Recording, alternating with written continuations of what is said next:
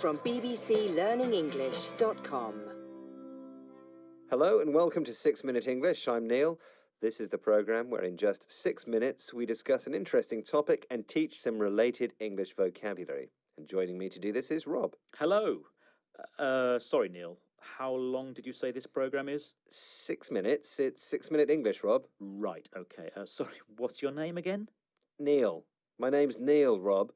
What's happened to your memory? Sorry, Neil. Too many things on my mind. It's affecting my short-term memory. But what I can remember is that in this program we're talking about improving our memory. We are, and I think you might find it quite useful. Storing information is an important function of our brains, and scientists are always looking at ways to improve it, but also to stop it deteriorating or becoming worse. Yes. And we all know that memories, that's the noun for things we remember from the past, are nice to have, but also important for remembering who people are, where things are kept, and how things look. Soon we'll be discussing a new idea for improving your memory, but not before I've set today's quiz question.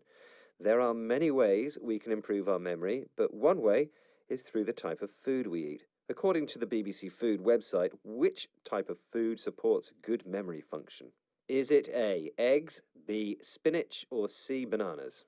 Well, as a kid, I was always told that spinach was good for me. Popeye ate it to make him strong. So I'll say B, spinach. Well, I'll have the answer later on. Now, let's talk more about improving our memory.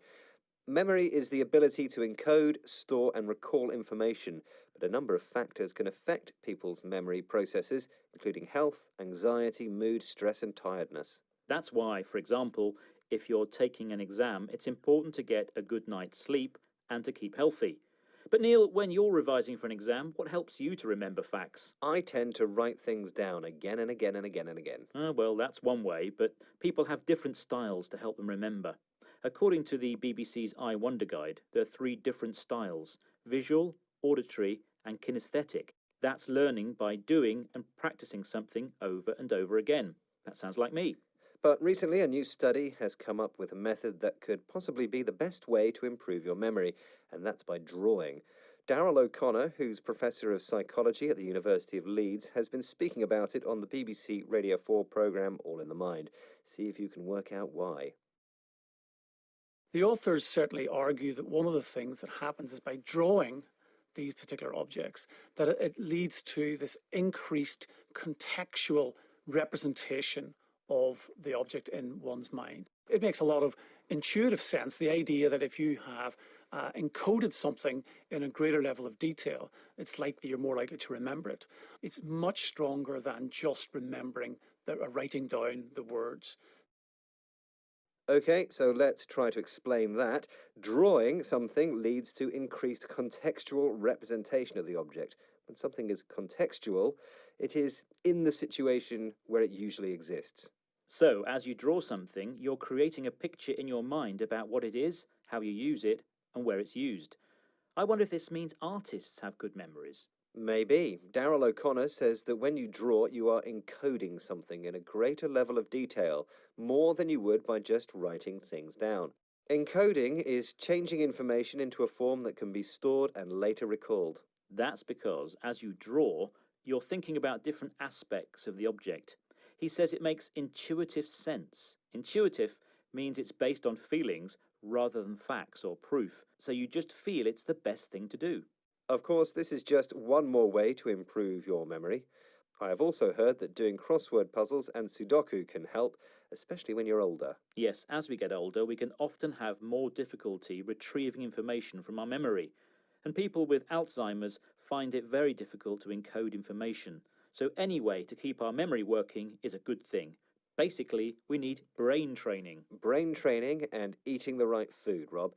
You might remember that earlier I asked you, according to the BBC Food website, which type of food supports good memory function. Is it A, eggs, B, spinach, or C, bananas? And Rob, you said? I do remember, and I said B, spinach. And that is sort of the wrong answer. In fact, they were all correct.